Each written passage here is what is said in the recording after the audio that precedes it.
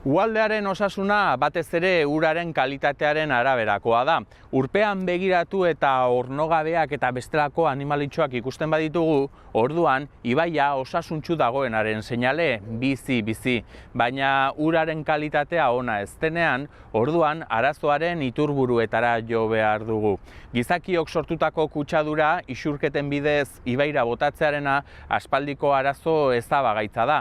Baina egia da, zorionez, egun halako araztegiei esker egoera ez dela garai batekoa bezalakoa. Bestela, begira. Honako hau joan den mendeko 60. hamarkadako irudia da.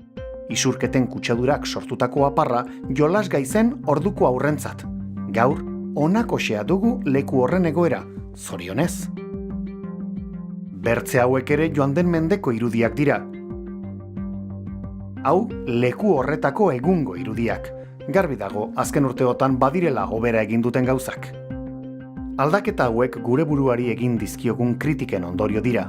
Jabetu egin gara, ibaien osasunari errespetua zor diogula. Aldaketa horiek lortze bidean gauzak tentuz eta epe luzera planifikatu behar ditugula.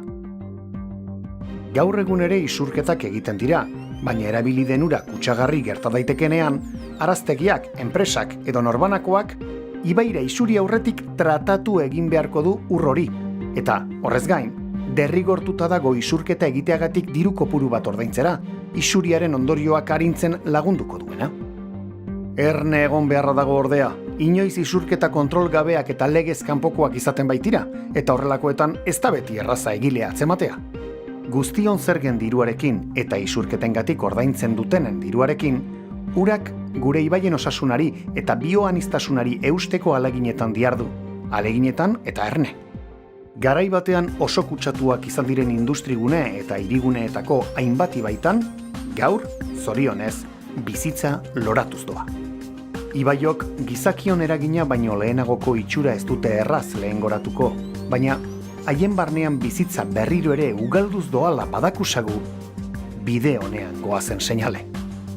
Hauxe da gure ibaien bifidus aktiboa, ibaiok egoera osasuntsu batera lehengoratzen ari diren seinale.